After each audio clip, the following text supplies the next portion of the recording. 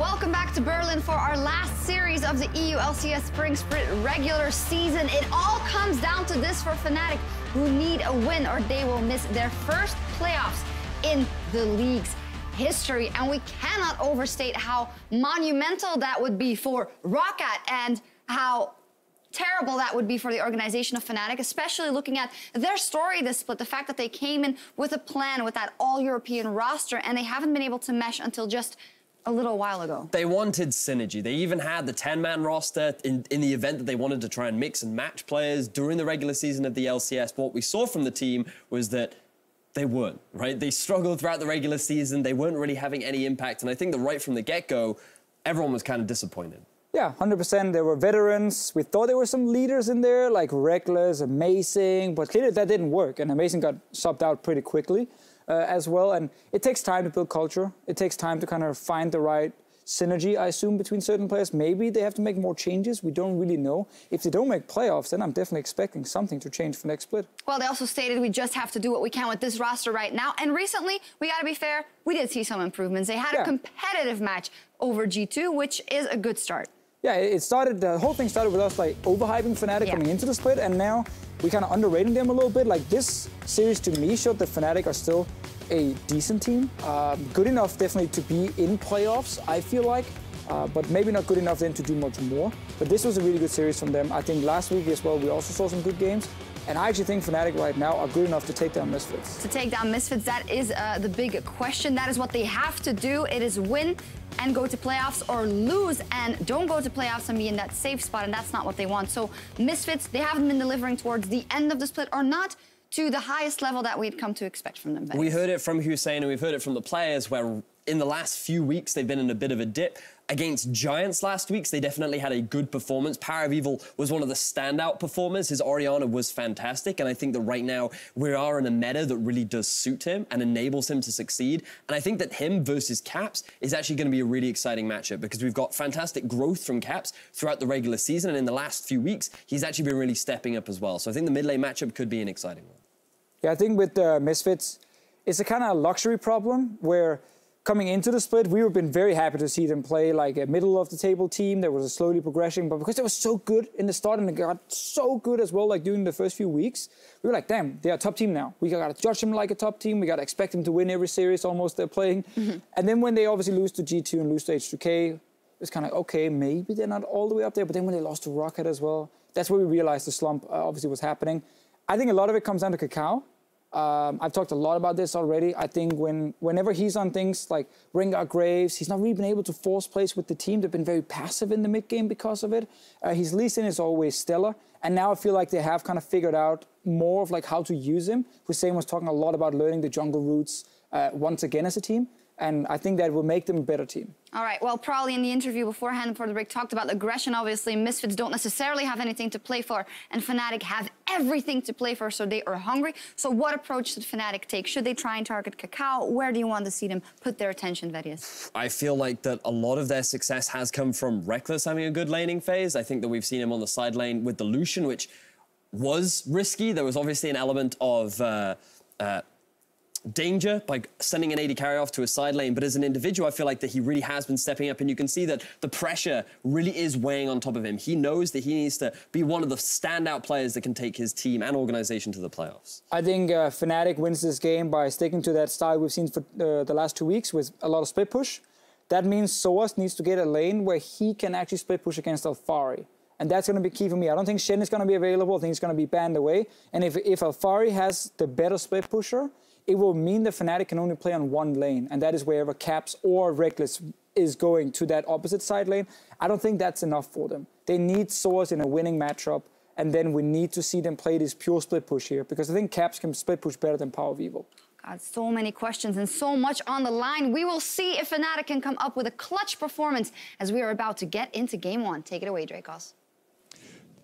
Thank you very much, Shox, and welcome to the last series of the EU LCS Spring Split. I'm Daniel Dracos. With me here at the caster desk is Krepo. Krepo, are you ready? I am really ready. First, we looked at the talent rotation at the start of this week, and we're like, you know what? it's unlikely this game will mean much because no way Rocket is going to do it, right? They're not going to beat G2. And then game 1 started, I'm like, okay, G2 convincingly winning.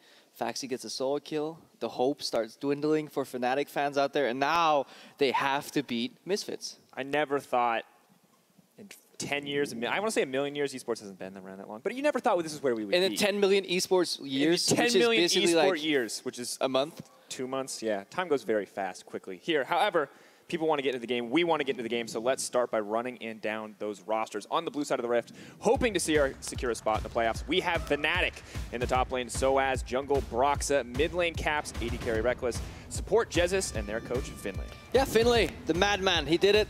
He's getting this lineup back on track, honestly. Thrown in from former manager position, but now is really just regarded as their coach. We should not look at him as an interim coach. He is just their coach right now, hoping to get a good draft together, especially game 1. Fnatic have a history of really needing to perform in game 1, otherwise he goes down the drain. Cannot afford to make those missteps here. Well, let's take a look at their opponents. Starting on the red side, looking to finish their first split in the EU LCS with a win.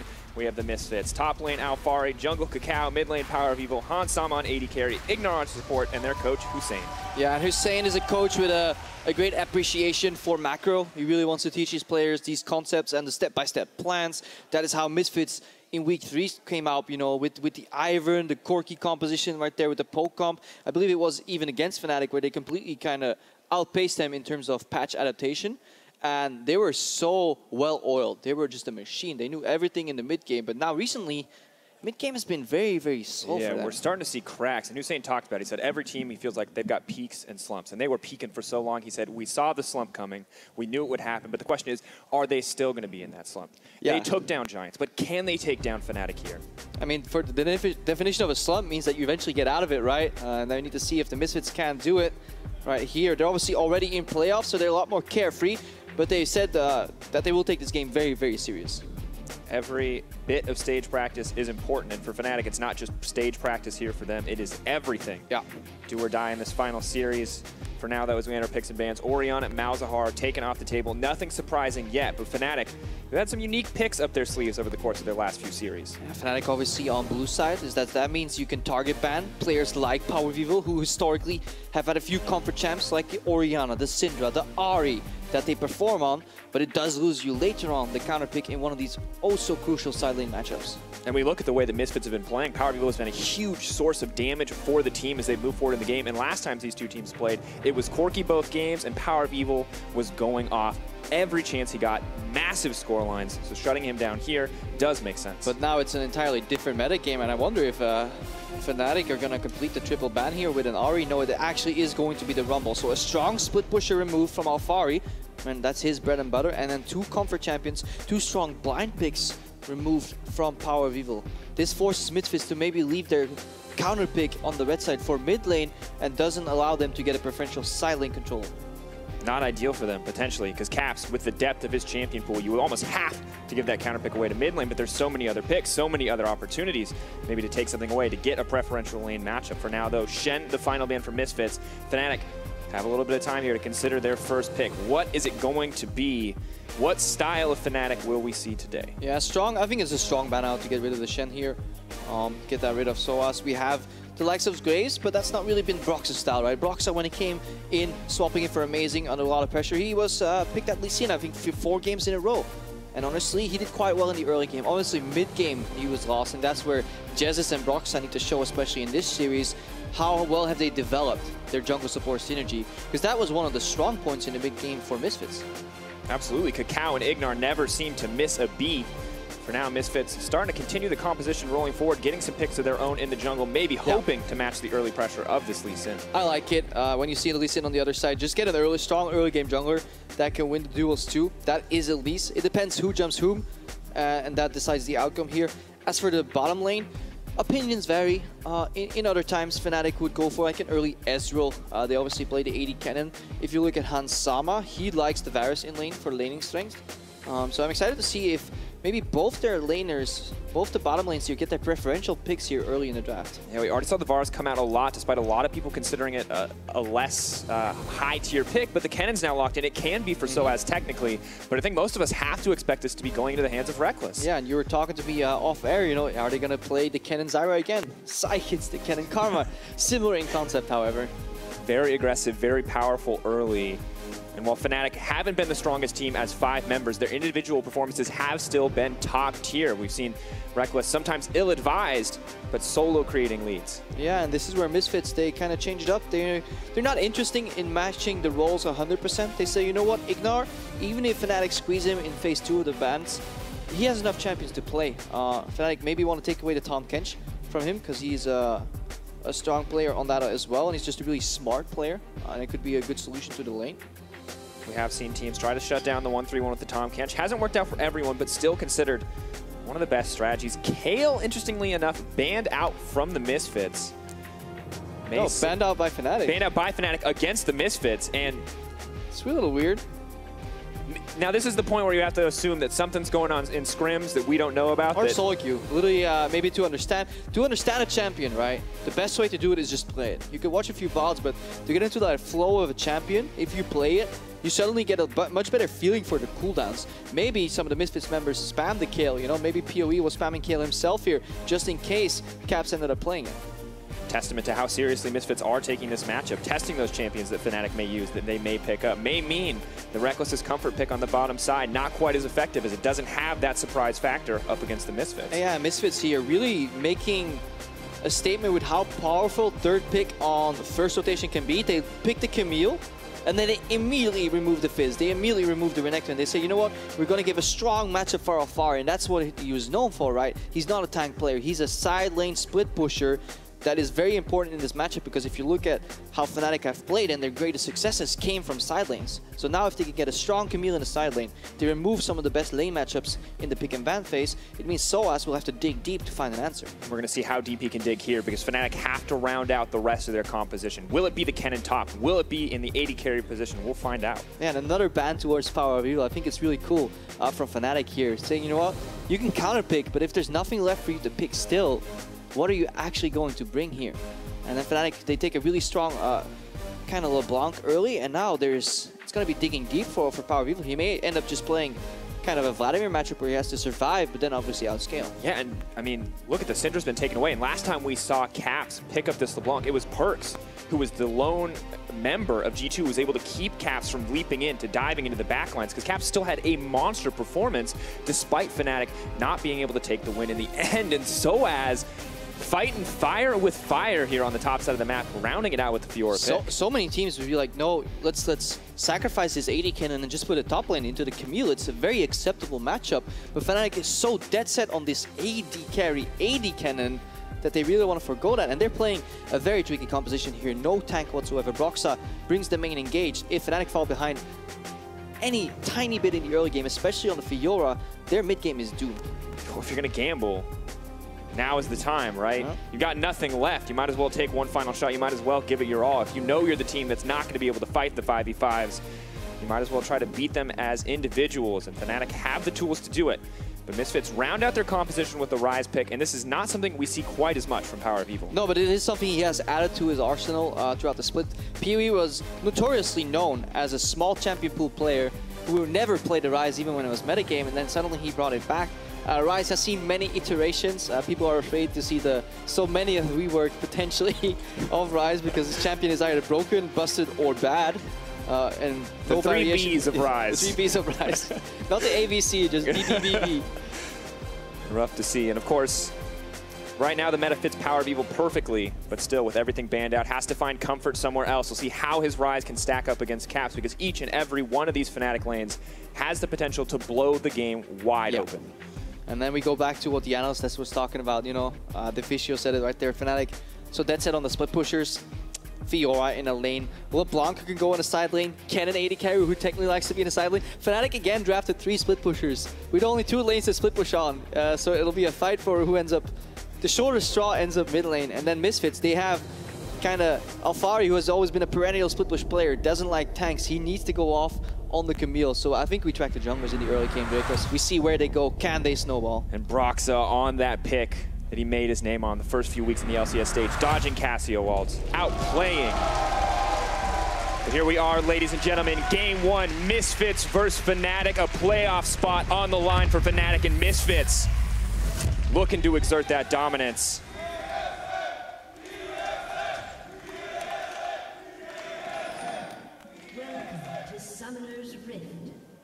For now, keep our eyes on the bottom lane. Power of Evil going down. Extra members from both sides, drawing their attention to the bottom side of the map. I like this, what Misfits are doing here. So often, teams stop doing this here. A way to beat Zyra is to step on the plants in the early game, right? So what you do is, you just send somebody to help. So Reckless is going to ward here, or just walk in, and then they could technically trade, but Misfits aren't even ready. We usually send in support so that the bottom lane can play a bit forward and get the plants out in the lane. Karma wants to poke early to stop that, because it all depends how many seeds you have planted far enough in the lane to influence the push. Because pushing now means winning the lane. It's no longer about killing. And the thing is, we've seen in Fnatic sets, specifically in their set versus G2, how crucial that level 1 can be. It was Fnatic who got overeager, who gave up first blood. But for Fnatic, we have to remember the stakes. It's not just a higher seed in the playoffs, ladies and gentlemen. It is playoffs. They have been in every single one. And I feel like this is the first time where it's been at risk. Yeah, and this is excluding 2012 when there was no LCS. They were still playing in the version of playoffs back then. They lost against a great team. Sadly, they fell. But obviously, with so much talent in their opponent's team, it was very hard for them to advance. Truly a great team. I can't remember any of the players' names or what happened to them. Except for the mid laner. I've heard he's doing okay. Yeah, he's doing okay for himself. For now, though, lane's even, kind of waiting for a few levels under their belt before they can start the aggressive trading. And Krepo, you talked about it. While the bottom lane is important, we have to keep our eyes on the jungler. Yeah. Lee Sin and Elise, kind of all about that explosive early game. Both starting top side. Let's see if any of them go for kind of Korean clear into gank, or if they both end up pathing towards the bottom side of the map, leaving that top lane matchup purely skill-based, Alfari versus Soaz. Alfari looks like he has the push early on. Let's see if he can get good warding down if he's not afraid. In the bottom lane, though, push for Fnatic is great. Also, Reckless playing with 3 potions definitely will win him the sustain war. Yeah, maybe in very, very long lanes, the lifesteal for Dorans will outweigh, but for now, 3 pots can be way superior. Kennen already such a bully in the early laning phase, has the Karma as well, so 2 champions very well suited to controlling the early laning phase. Misfits, though, no slouch. Not falling too far behind just yet. Let's see what Alfari does here. So he does the classic push. You know, some teams do this on the bottom side of the map as well, where they fast push and then they ward the enemy Gromp. Either the Gromp is gone, which means the jungler is now on the other side of the map, or it's up and he will always do the Gromp before he comes to gank you. So it's a really valuable ward. And Alfari now plays with the information that Broxa is on the other side of the map, so he can play a lot more carefree. Yeah, because if we're talking about it, the teams see it as well. They know this is the big threat. Yeah, they're smarter than us. They know they got to respect that jungle. They need to respect that Lee Sin. For now, though, all is quiet. But the first gank timing is coming out. It looks like both junglers just content to continue clearing. Yeah, and while Reckless and Jezzy's got the push off, they never got a deep ward off on the Gromp, so only now does Fnatic know the whereabouts of Kakao. I think he just missed Broxa there. Yep. Broxa is level 3, though. He can punish this Raptor contest. Kakao, he's smart enough. Kakao backing off a little slow on the reaction. Caps is coming in. Power Duel on the way as well. Broxa heals up a little bit, but that's first blood. Overextension from Broxa. Yeah, but I don't think he had vision there. So let's go back into what happens here between Caps. Can he survive if he drops his big? On Power of Evil. There's no hope to move out. Nice movement up from Reckless, but Kakao's here as well. Cocoon is going to land, slowed up by the hail of arrows. Just a bit more damage. Nothing else going to come through. A lot of things happen in this replay, and we have to break it down step by step. So Broxa, not only did he sidestep kind of the vision, so Kakao had no knowledge that Broxa was there, right? Broxa said, you know what? I think this guy is going to take my Raptors. I'm ready to jump in. He called over his bot lane. So because bot lane is pushing, it is dangerous for Kakao to invade. So technically, Broxa made a good call there. The problem was that Kakao wasn't actually going for the Raptors. He was setting up for a mid lane gank. Broxa gave it 1, 2, 3 seconds. He waits. Look at the top banner, right? He doesn't, like, they don't see each other. Broxa's like, okay, I think this guy's going to start Raptors. I'll let him start, waste cooldowns, so the 1, 2, 3 seconds. Then he dashes over. He called over his bot lane. Reckless and Jezzy are already moving. But unfortunately, Kakao was so quick on the trigger, and PoE moved in time to support his jungler in case of a collapse, that it worked out. Jezzy with a slightly unfortunate flash right there. But in the end, I think it's an okay play from Fnatic, and it only failed really hard because PoE was ready to support Kakao, and Kakao was honestly laser fast with that Cocoon. so good. You talked about how important it is to get the jump. Cow's got the jump again. Broxah now has to turn tail and run. You need your mid laner. You never fight unless you have mid lane priority. That means that you have the push, which means your mid laner can escape first. The same way, skirmishing the junglers, check where your bot lane can react. Don't blame your bot lane for not being there. You should check the minimap first, see who's pushing, and that is exactly why push is such an important concept in today's League of Legends. Right now, Misfits have the push almost across all 3 lanes. Camille coming back to top lane with the TP just to keep the push going. And suddenly the Varus and the Zyra have started to take control of that bottom side. Yeah, and then we look at Kakao, and he's obviously sporting Tracker's Knife. We shifted away from the Red Smite, and that means with pushing lanes, he can always path safely into jungle and plays deep wards, who are much more valuable than normal, shallow river wards. Very true. You see one placed on the Gromp again by Alphari, keeping that vision up, keeping it consistent. Knowledge definitely in the favor of Misfits for now, but Broxah thinks he's gotten in, thinks he can find the angle on a gank. Really hungry to find a lead in one of these lanes. We've talked about it already, but snowballing is such a big factor here for Fnatic. Kakao also just keeping the pacing up is very important, and it's a very tough balance to find between ganking and farming for junglers. For now, Kakao continuing to farm up. Has the Tracker's Knife, as you mentioned, which will give him the vision edge. Scryer's Bloom as well, just to make sure he's safe as he approaches the bottom side. They're just going to opt to back as we see some small trades in the mid lane. For now, they're in favor of Caps, the tier of the Goddess not giving Rise quite as many beneficial stats, and Kakao taking some time to clear out the vision, courtesy of that Scryer's Bloom. That lasts long, because he did Skullcrab first, and then he went for the ward. I need to see about what PoE, how he deals with the pressure. This is like the 3rd Gromp ward, by the way. Alphari, if you're scouting Misfits right now, and you're in playoffs, perhaps you should notice a trend in Alphari's warding patterns. Does that make you a biased caster, though, if you're like, hey guys, here's this really obvious thing that you can exploit? No, because these guys already know. I think it's a standard, but it also shows you that you'll eventually see junglers moving around that ward. If you see junglers moving like funky pathing that is honestly inefficient, it's probably because they're dodging standard ward locations. Well, Broxah did just leap over the wall, hiding now in the brush. Well, they obviously want to hide the blue buff because it's really hard to steal this buff if it's in the brush, but if you just do it in front of that ward, any strange projectile looking for a home can steal that blue buff. And there's no Korean Ezreal in this game, or Ezreal at all, so it's safe for now. Couple Koreans. Couple Koreans. Lee Sin, though, spotted out on the ward means Alphari does know it's time to back off, to relinquish some of the pressure on the top side of the map, but the CS still very much in his favor. The lane almost balanced and still with more than a 15 CS lead. Waiting for the game to explode here. PoE not being hit too hard in the game just yet, playing that Rise. Going even farm, even though he got triple banned out, pretty much, or quarter banned amongst the 2 ban phases. Kakao, he's in counter gank position right now. They just want to find his Lee Sin, because when Broxah hit level 6, that is his window. Of course, he gets much more value out of that kick than at least gets over to become a slightly better spider. That is the playmaking period. For now, though, as you said, Kakao focused on the defensive angle, focused on keeping PoE safe. This could be a dirty combo here, because snare into flash cocoon is a kill. Oh, Caps snared up. Here comes the cocoon. Will we see the flash as well? Chains land, but Broxah may be looking to attend the party. Cocoon like goes wide. Defensive mindset from Kakao. You know, get the inside track, get the push out. The distortion back was allowed, so Caps was already back in his initial location. If you can get LeBlanc before she can jump back, before she gets that, what is it, 0.25 cast time on distortion, and you can just snare into Cocoon right there, she just dies. And that's why Caps can't play as aggressive as he wants to, unless he has vision at the race, at the Gromp. In recent weeks, we've seen a huge kind of shift on the side of Misfits. Usually their early game is pretty solid, consistently finding leads for themselves, but they've been slumping, and this is something we talked about. And Fnatic, they've had excellent early games, explosive early games up against the likes of G2. And this may be an opportunity for Fnatic to exploit it, but we haven't seen that so far, Krepo. It's been so very even in this laning phase. Yeah, it's been pretty stagnant. We're going to see if any team finds an opening. And again, it's the junglers needing to pair with the lanes. We have some cool pairings, though. Elise and LeBlanc can always open something up. Elise Rise is obviously a great ganker. Usually in games where this doesn't happen, you wait until the pairings group up and they just leave the lane, right? They go bottom for a little bit of fiesta, maybe they dive top lane. Camille is a fantastic diver. That ultimate resets turret aggro, keeps you got a Elise as well. You can also reset. Yep. At one point, nobody wants to tank the turret. No, you tank the turret. Please, you reset the aggro. After you. Oh, come on. Definitely can get the dive off, but taking their time, not looking to take any risks. Underrated mechanic, by the way. If you're a support that's dying all the time, play Zyra, because you can seat check the brushes for a very brief amount of time. It reveals them. You saw it earlier. Fnatic was doing the classic Reckless and Jezz love it. Push out, hide in second brush, and then be like, ha, surprise, we're still here. But Ignar just planted a seed down, saw them, and obviously the lane control then goes back to Misfits. To be fair, it did work for them that one time. I think it was in a match versus Origin where they just hid and waited in lane. It worked versus Origin. It could work here, Crepo.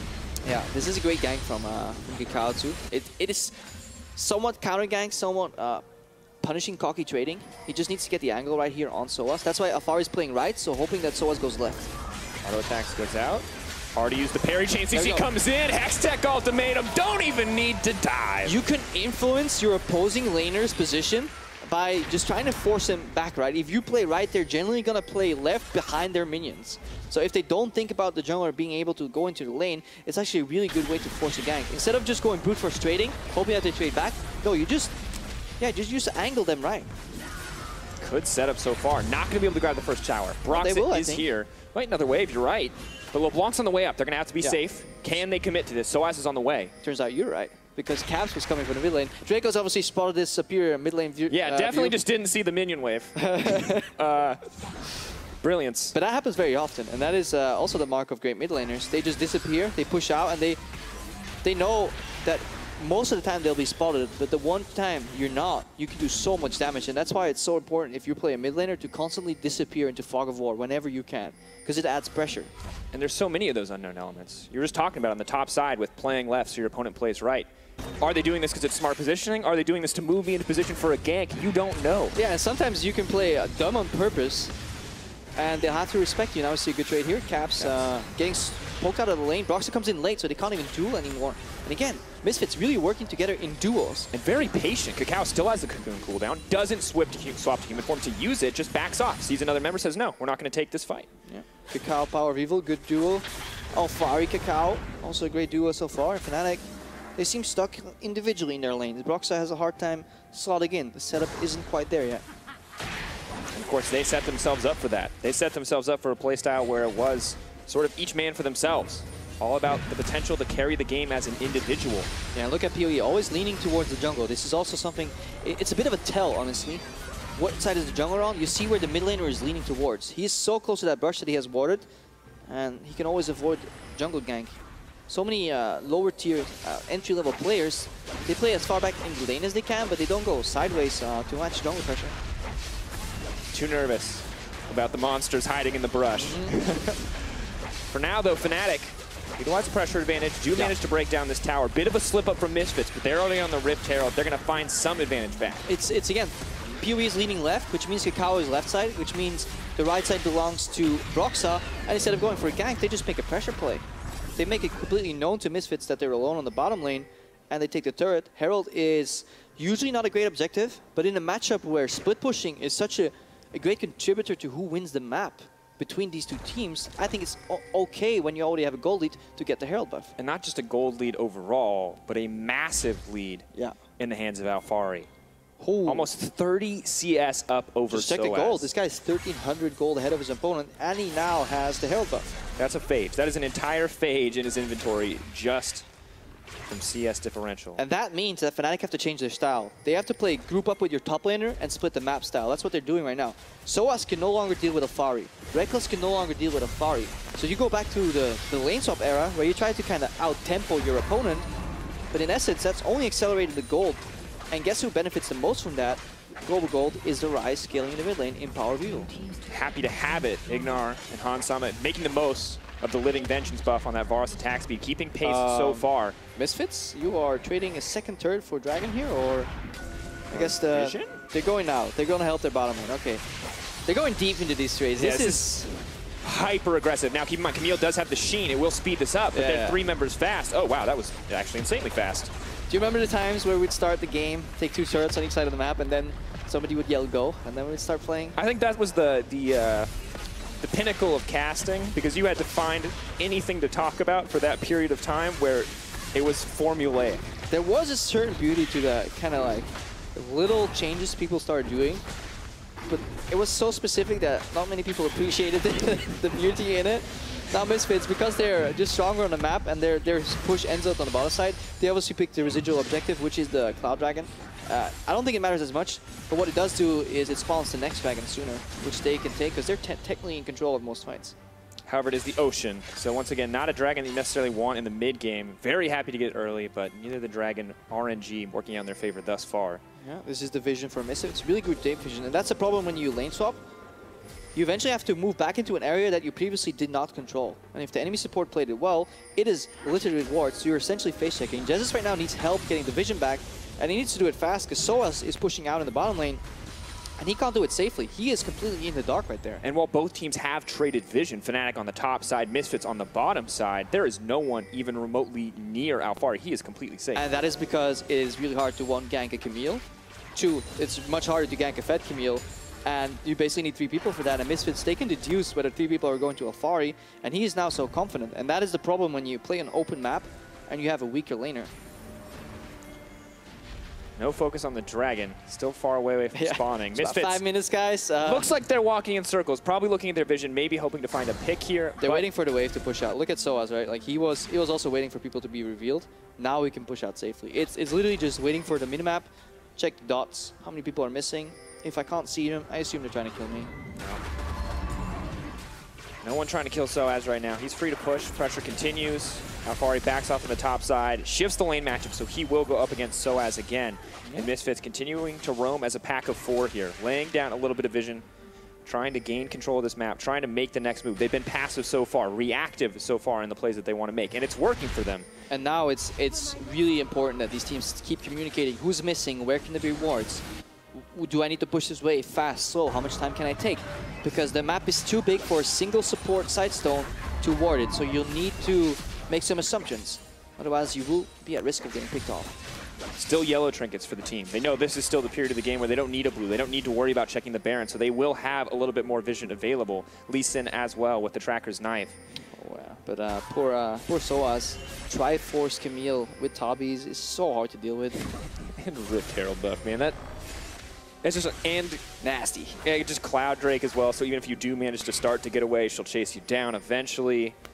The lane is long enough. Alfari will kill Soaz. Yeah, Reckless is stuck in the mid lane. That's what we were talking about in champs, like 3 split pushers, 2 lanes. Someone's got to bite the bullet and go mid. You have the Karma for additional wave clear here. But Hansama is much more comfortable clearing on his own. Now it's a different duo that we need to look at. So early on, we were like Alfari and Kakao. Power Reveal and Kakao, but right now it's Kakao and Ignar versus Broxa and Jesus, and that honestly has been a weak point for Fnatic. I believe it wasn't until the middle of the season where we saw Jesus shift his attention from buying early laning items to getting the early Sightstone to help support the team. No more tier 2 relics, as you said, or spell thieves rather. Ruby Sightstone, investing in wards as fast as they can. We'll see how much they pair together for vision, but it definitely seems like Misfits is using that power in the bottom lane. Push out, yeah, push out in. Get Soaz revealed, then have Alfari group with the team, which means double save vision deep, which means then you go mid prio. And look, Alfari is with the team while Soaz is still kind of scared in the bottom lane. And now he has to join his team, so he's going to lose farm on that slow pushing wave in the bottom lane. Fnatic, yeah, they're getting pushed around the map. They have to be careful too. They can't commit just a single member to defend this. They're going to have to back off and give this up. You can't risk getting dived by the Camille, the Elise, the Rise, the whole team there to back up. So Fnatic just concede an objective, and suddenly we're looking at a little bit more than a 2K gold lead in the favor of Misfits. Yeah, Soaz wasn't sure, like, do I push out here? Do I help my team? He ran over to essentially do nothing. Luckily, the lane wasn't slow pushing, as I said. It was in a soft freeze, so he didn't really lose too much farm there. He lost time and what we call tempo, but he's just desperately trying to catch up. He's even, like, taking his time here. What Fnatic is trying to do is funnel as much of the gold into Soaz while taking mini hits on all the other members, hoping that he can become relevant in the duel versus Alfari. That's why he's freezing in the bottom lane. It's a long-term investment at this stage of the game. One of the weaknesses of freezing bottom lanes is that the rest of the map has to play 5v4, right?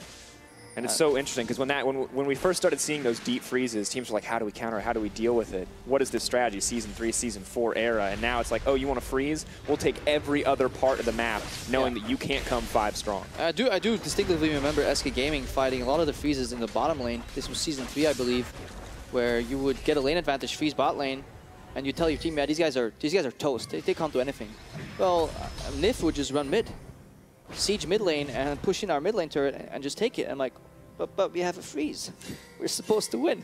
And that's when we started understanding that, you know, the game is played on the map, not just on individual lanes. Yeah. CS isn't everything. Well, you do need to be able to pick it up in lane. Sometimes you just got to push the wave back out. That's why soaz eventually turned that around, you know, because he doesn't want to wait for Alfari to show topside. You want to preemptively push it a bit. No, Alfari can catch the wave. I don't think he'll be freezing. He'll be fast pushing it back the other direction. He doesn't want to leave any moment where soaz can join the Fnatic team and force his teleport too early. And we call back to the Misfits graphic we saw earlier in the game. the classic LeBlanc clone check on the Nasher. It's one way of dealing with it. Misfits, though, well on track to be back in fighting form. This is pretty much their average gold lead when we saw them performing at their peak, not the most recent slump. So clearly confident coming into this series versus Fnatic. It's also because the opposing team is drafting split push and losing, and it's one of the hardest matchups to play. If you're playing similar comps and you're doing it worse, then you just get pushed around. There's nothing you can do. You can't. Fnatic isn't playing a comp where, for example, they have like the Rocket style, right? We are behind, but we're just going to brute force a team fight with Nautilus, or Fizz flanking, or something, right? Or eventually the chain CC from an Alistar Swain, ensuring you can knock down the Fed members. Yeah. There's not. I mean, is there? I guess it's the better question. Like, is there late game insurance? It's like flash, Karma Q, gas you. You're slow, buddy. You can see some local Misfits fans here to watch the series. Yep. Didn't get the jerseys though. I remember when in North America, was it FlyQuest, they were all wearing like P1 jerseys. Like literally all of them and their staff. There's like 10 jerseys in that picture. That's an investment. They tripled the sales. That. Oh my.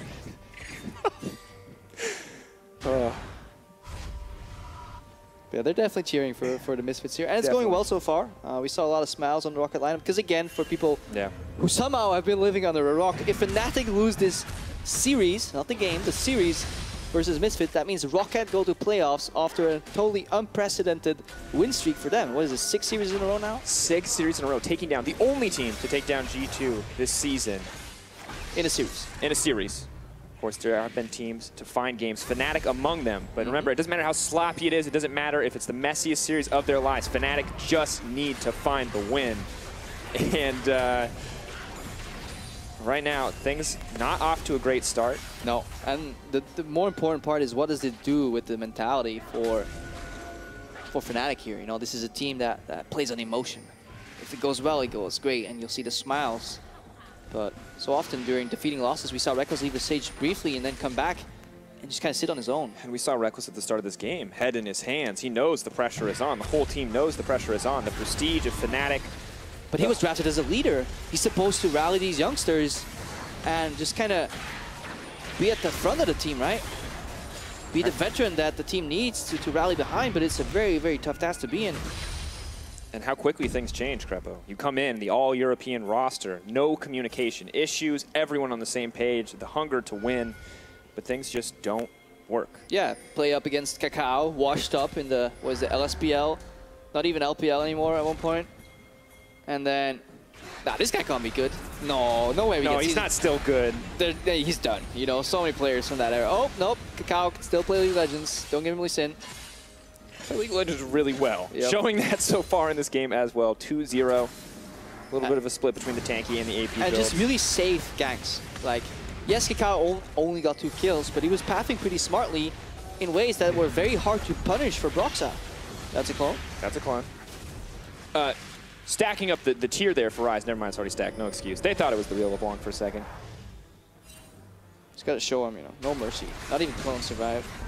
I mean, it's slow and steady for Misfits right now, Crepo. And this starts to feel a little bit like the Misfits of the start of the season, where we're taking it a little slow. But right as I say that, suddenly their attention shifts towards the Baron. They're just hiding. They're, it's all about the perception, you know, the illusion of Baron being done. The only way you throw this play is, right there. That's a kill.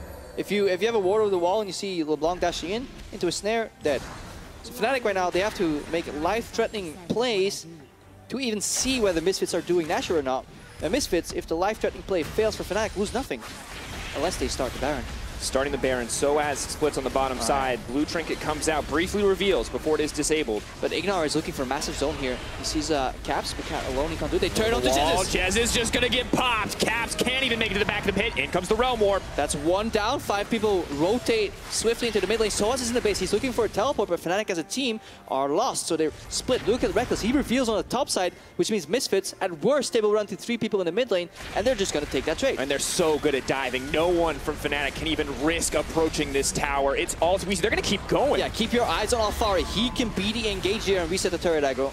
No, Fnatic aren't even giving up a fight. Reckless is too far away. This is falling apart for them. Yeah, Brock's not looking for the fight, but their AD carry is in the top lane, pushing in minions, so that it is 2 turrets, an inhibitor, a kill for Power of Evil squad here in the Misfits. And honestly, Fnatic, they're not fighting back. And Caps, a half-hearted chain, the only sign of commitment to that engagement. Misfits. But you need 2 chains. At least.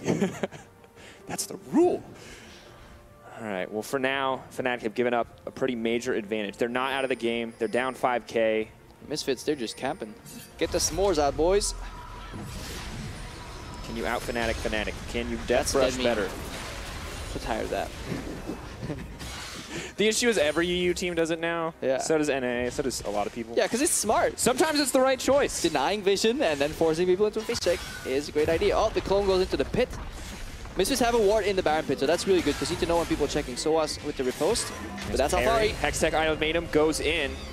Grand Challenge is issued as well. Alphari just taking his time waiting. In comes the Kennen, buying a bit of time. Alphari getting locked down, trying to leap back in on Soaz. Flash to extend, gets the kill. Reckless wants one back. He's going to get it. Caps is here as well. Cacao, have you overstayed? In comes Rise. In comes Rise. He brings the minions soon. Cacao dies. He needs to kill Reckless. Power of Evil going back in. Can he kill Caps? Can he lock him down? Arrow goes over the wall. It's not enough. Reckless all alone on the front lines, but he keeps dishing out the damage. Hansama bit off a bit more than he can chew. That's the shutdown. That's 3 kills for Reckless, and that was a very late teleport for the Misfits. So we see when the game accelerates and they need to make very swift decisions, Misfits, they break down a little bit because that play wasn't necessary. Alphari did not need to go for an E-flash aggressive there without the teleport. We saw Fnatic respond much faster with the teleport of their own, and now they just buy themselves some time. High tempo. Fnatic kind of thriving in those chaotic situations. So many veteran voices to make the right calls. Misfits. That's the strength too of these kind of duelist champions. Kennen, 1v1, 1v2, great. You know, team fight, not so much. Unless he gets, he is unperturbed and he can really stack the marks on multiple people right there. Fnatic regaining control over the pit for now. The lead is not insurmountable. 4K difference, 2 dragons, and not the ones that are going to make a difference in the late game. Yeah, and also they just removed 3 minutes of that inhibitor downtime. So not only is Misfits being denied mid lane farm because their lane is auto pushing, they couldn't capitalize on an objective. They tunneled on the wrong side of the map for no objective. Fnatic did a great map play there.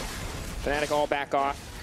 Misfits still hesitant to approach into that pit to clear out any vision, not wanting to risk anything.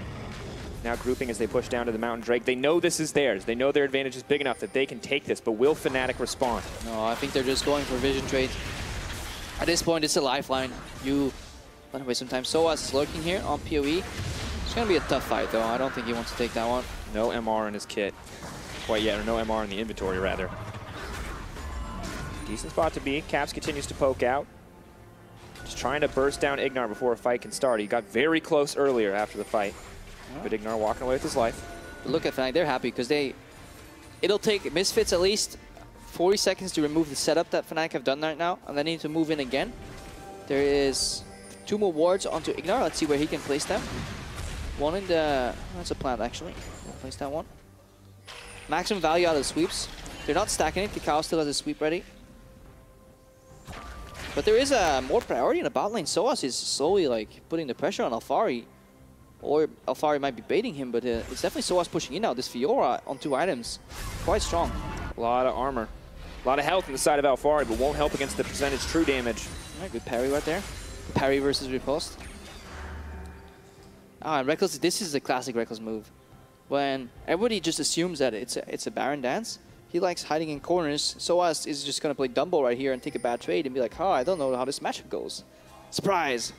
We talked about it at the start of the game, playing left versus playing right. Sometimes intentionally dumbing it down a little bit, leaving what appears to be an opening for the opponent. But Soaz needs to play appropriately scared. He can't just run in. And this might be the moment right here. Alphari could get sucked in, but Misfits, They're looking for a Baron power play. Running for the Baron. There are 2 members on the bottom side. If Reckless shows, what will it mean? Leaps out. So far making it to safety. Third stack comes in. Alfari locked up. Grand challenge is issued. The Hextech ultimatum comes out. It's Reckless, though. He may just get taken down. The heal's not enough. That's the 1-for-1. But Misfits, they're on the Baron. Yeah, but it's enough because it's 1-for-1. Alfari did his job. But now Soaz can TP in. And this can be a numbers advantage for Fnatic. Caps coming in, the fancy footwork, not enough. Stays around for far too long. Gets cut through. Misfits, though, they immediately start at the Baron, but it has reset. The health bar is back to full. Broxa, he's the hero. He's over the wall. Soaz is here as well. Misfits burning everything. Soaz locked up for at least a moment. Does get cut down in the end. Yeah, and in these clutch moments, you need swift communication. Soaz went in again ahead of his team. He did it on the Camille previously, too. With Caps down, they didn't want to go for the Broxa 50-50 steal. He's on a ward, too. Or was that his own?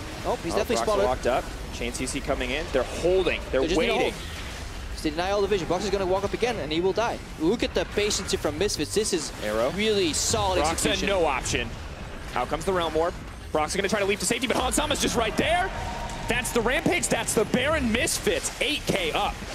I like the idea from Fnatic on the bottom lane, but the execution from Alfari meant that there was no reckless pushing. Because imagine if Alfari drops, the entire scope of this Baron contest changes, right? Because it leaves a cannon on the bot lane on a push who can thread it inhib. So then the mission from Fnatic is no longer contest the Baron, it is stall the taking of the Baron, forcing Misfits into a bit of a rush, which means it's much easier to steal for Broxa. So Reckless falling at the last hit here, follow this fight again, is so crucial. Because nobody can come to this bottom lane, there is no teleport and Power of Evil.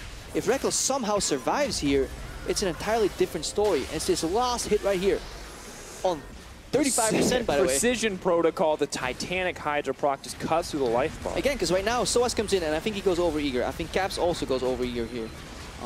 Because they're so desperately contesting this Nashor when they can take more time. Look at Soaz, he goes in alone, but to what purpose?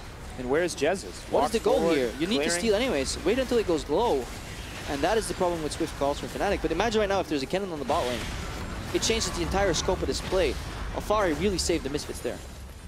Solid 1-for-1, making all the difference. It's Reckless who tries to metagame him, mind game him. You don't expect the cannon to be there.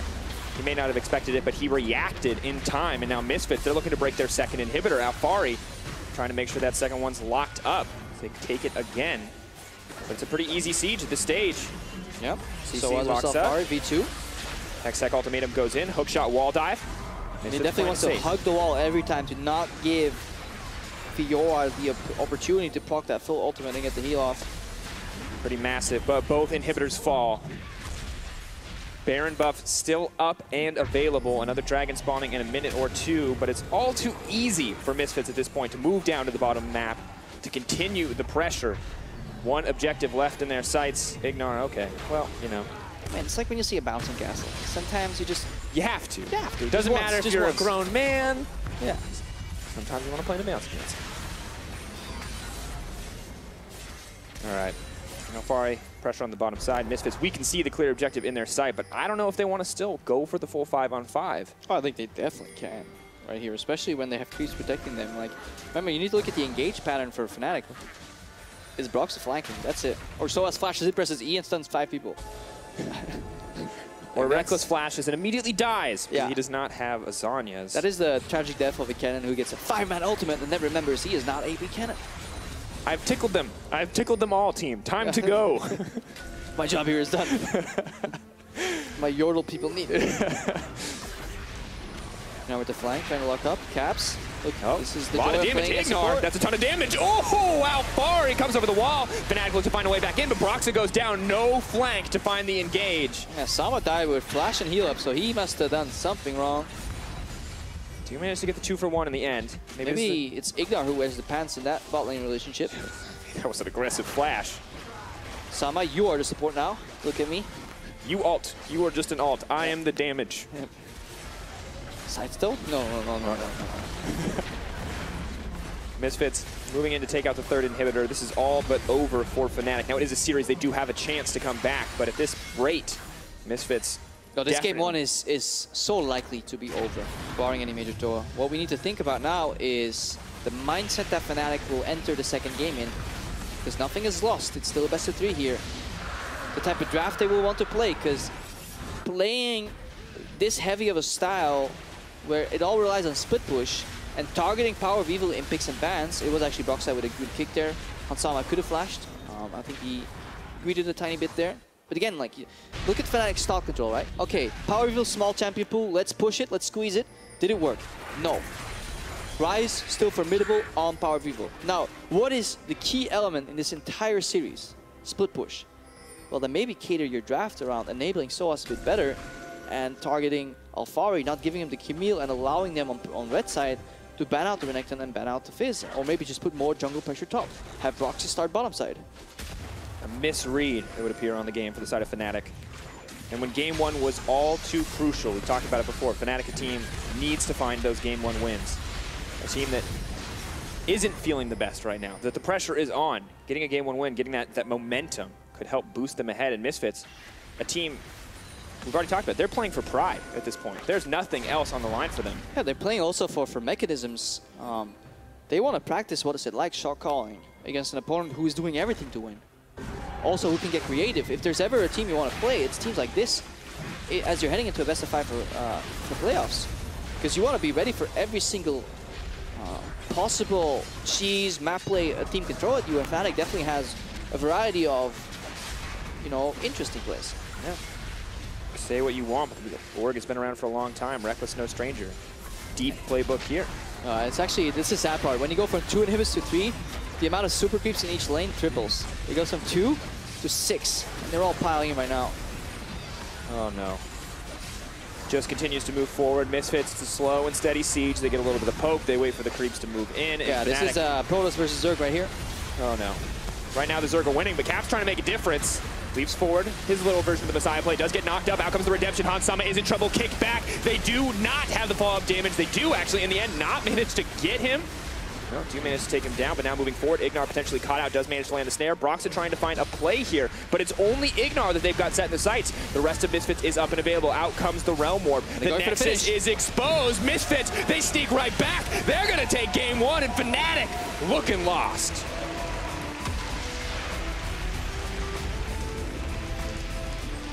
At the end of the day, such a solid start for Misfits. Yeah. Slow and steady, they definitely won the race, and Fnatic have to be hurting after that one. They got their comfort picks. I really love the way Kakao approaches series on this Elise. Instant lock-in from Lee Sin. Early on, aggressive jungle. Kakao says, you know what, I'll match your aggression. We'll go gank for gank, and he just completely outpath. He was always ready to defend Power of Evil, not chasing into rushes too far, not waiting for Broxah to counter gank. You know what, you get scared out of the lane, he sits mid, pushes out, and then top lane, that sneak, where he played with Alphari and they targeted Soaz, and then the side lane pressure was all for Misfits. And again, a matchup that is so decided by who has a stronger split push. And I feel like the mind game is just consistently moving in the favor of Misfits. That little mind game you talk about in the top, playing to the ref to get him to move to the right. We saw Reckless on the bottom side of the map. He's trying to play mind games too, but he doesn't see how much damage Alphari can do. Yeah, they drafted 3 split pushers. None of them could deal with Alphari. Takes all you need to do is draft 1 and camp, well, the hell out of that guy, and that's what Misfits did. And I feel like this is kind of the mismatch for them as a team, right? Is that everybody wants to be that split push guy, and someone has to sacrifice themselves. And you don't want to do that against Misfits because Alphari, like, he's not as good on tanks. This guy is not great at teleporting into fights. Technically, Soaz should have like more experience there as a veteran player. So you know what, I'm gonna TP in. Let's force a 5v4 here, because when things got like quick, Misfits, they were hesitating a few times, right? Remember that bot lane fight? Yeah. The Rise was just like, guys, I'm realm warping in, but it takes 2 seconds. Reckless has a triple kill by the time that fight was well on the road. See how they adapt, see how it looks when they move forward. Well, with that loss, Fnatic are in a very tough spot. Let's send it to the analyst desk to break down that game 1. Thank you so much, Drake. Also, not a good game to start off for Fnatic fans, and a very controlled game coming out of Misfits. And we wanted to take a look at the draft specifically, because we are in game 1 for Fnatic of a very important match. Obviously, the most important series they're going to play up until now to get into playoffs. And you guys had some question marks as to the strategy that they drafted, especially with that top lane matchup, opting into something that is on a knife's edge. Literally. It comes back to what we were discussing during the beginning of the game, which was very much that we wanted to see Soaz in a winning top lane matchup. We wanted to see him having a successful side lane. And when you pick a Fiora into a Camille, you're going for the skill matchup. You're looking to try and get the outplay onto your opponent when they had the freedom to move the cannon up into the top lane. They drafted it early. They had the flexibility in the champion. And instead, they said, Reckless is going to have this. We're going to see if Soaz can outplay Alphari, who's been pretty impressive throughout the split. I mean, I think just big picture, Fnatic sticks to the same strategy they played the last 2 weeks. We can't fault them for that one, which is obviously split push, only split push. This is go all 3 lanes at all times and like very chaos-acty style. The fact that they don't put Kennen top lane, when Source is a fantastic Kennen player, has played it for years, and just take a much safer laning phase and then pick a Lucian AD carry for Reckless, his second choice right now, to have a more well-rounded comp that is not based purely on can Source by any means survive that top lane, because you're normally not going to survive against Camille as Fiora early on. Yeah, and TLDR, we wanted to see something happen there, and then it goes a bit worse, because with Kennen being in a bottom lane, we felt like Soaz did want to try and make a play there, but they're not able to, which puts them even further behind. So in the top lane in particular, we looked a lot at whether or not Soaz was able to get a lead, and usually in the early game, you do see a Camille take the advantage, but he played the lane a little bit weird. He didn't use his teleport, possibly to set up a play for later on, but also when you are playing this 1v1 matchup, you have to be so careful with your use of the riposte, because the key skill you have to dodge is the stun from Alphari. It mitigates so much of his damage, and it makes trading in the lane so much easier. And after the death, it transitioned into a Rift Herald for Alphari, and at this point, with a 40 CS lead, a top tower taken at 12 minutes into the game, things are looking bleak for the side of Fnatic. Yeah, this is again the problem now when you play split push, is if you're losing that side lane already this early on, you suddenly don't have anywhere where you shine. That's the thing for Fiora. If she falls behind, which is why she's not played very often, because she is fairly weak early on, she can't really go anywhere. Source for the rest of the game was just trying to push out the side lane as much as possible, but whenever he did so, if Camille showed up, he ran away. Until the point where Reckless would actually start joining him. But that was obviously where Misfits had full map control, because it was 2 members fighting versus 1 in the bottom lane. We have that as a replay as well, coming in where they finally get the Baron. And that was the thing, like Misfits, from watching this game, I think we were just saying around 17, 18 minutes, like, no mistakes, they're going to just win this. Because they will push in mid, they can push in top. Alphari's going to win the side lane here. This is the only time where he's in trouble in a 2v1. But then if you look at your minimap, well, the rest of Misfits are now doing a 4v3 Baron. It becomes a 4v4 with Source TPing in. But Fnatic's comp can't really team fight. The Kennen is not the strongest team fighting AD carry, and he's obviously not here at this point, but even if he was, it would be super difficult for them to actually win fights. So you can't win split push, you can't really win team fights, and that is a problem then with your composition. Yeah, everything was just on a knife's edge for Fnatic, and that brings me to the question, was this just too risky of a draft or too risky of a game plan to do in game 1 of a series that is so important? I think this is where you show your liability as a team when you rely on one strategy, which is split push. When Shen gets banned away, the Camille blind pick basically just said, you know what, Source, there's nothing you're going to pick right now. We don't think you're going to pick anything that's going to beat this champion. So your strategy is now going to suffer because you're going to lose that top lane. And the Ryze counter pick to LeBlanc made them also lose that lane. Yeah. No, or at least go even. So the strategy kind of falls apart. Yeah, obviously very ragging on the Fnatic game, because this is what they had to win. We did see from Misfits, they played it standard and they played it well. What is your judgment on how they played this game? Their Baron was super, super clean, at least. I think that the majority of the game was promising. I thought that a few of their mid-game decisions were a little questionable, because there were many times where they could have actually taken that Baron at a much earlier point. Something that I think that teams in Europe don't fully utilize is the Ryze ultimate, and its actual ability to make a swift rotation for 4 or 5 members from one part of the map to another. And all Misfits needed to do was push mid. They already had top pushing. They had Alphari down the bottom, use the Ryze ultimate over to the Baron, take it, and Fnatic have very few answers. And that could have made it a little bit faster. But regardless, aside from these few mistakes, yes, Misfits overall had a very promising game. Yeah, I agree. I really like the draft. I like the order, especially from Hussein and the rest of Misfits here. Getting that top lane pick in the first phase so they can ban 2 top laners, Renekton and Fizz, gave Alphari a big advantage, and then last picking for mid lane as well. So Power Vivo can get a good matchup against Caps. It just shows to me like really good preparation for Misfits, and they knew which lanes to worry about, which was top and mid, in order to prevent this split push from happening. All right, let's take a step back, because we must remember that yesterday in the Do or Die series, Roccat also lost game 1 to G2 and then fought back. So do you guys see it happening very short? Do you see Fnatic coming back? And what do you want to see? No more split push? I think that the pressure is going to mount too much for Fnatic, and I do not think they'll be able to bring it back in game 2. I think Fnatic wins through split pushing. So I think they should stick to the style, but in this kind of game here, Give it a Kennen top lane, pick Lucian. A little bit more well-rounded comp that can actually fall a little bit behind and then not completely, be out of the game. All right, let's see what happens. They started in Challenger, now they here. Misfits are 1 game away from keeping Fnatic out of the playoffs for the first time in EU LCS history. We'll see how hard Fnatic fight back in Game 2 when we return. Oh, Mom, I got the camera. Auto attacks goes out. Already used the parry chain. CC comes in. Hextech ultimatum. Don't even need to die. Alfari just taking his time waiting. In comes the Kennen. Buying a bit of time. Alfari getting locked down. Trying to leap back in on his own. Flash to extend. Gets the kill. Reckless wants one back. He's going to get it. Hextech comes in. Alfari locked up. Grand challenge is issued. The Hextech ultimatum comes out. It's Reckless though. He may just get taken down. The heal's not enough. Out comes the Realm Warp. Brock's going to try to leap to safety, but Hansama's just right there. That's the Rampage, that's the Baron. Misfits, but available. Out comes the Realm Warp. The Nexus is exposed. Misfits, they sneak right back. They're going to take Game 1, and Fnatic looking lost.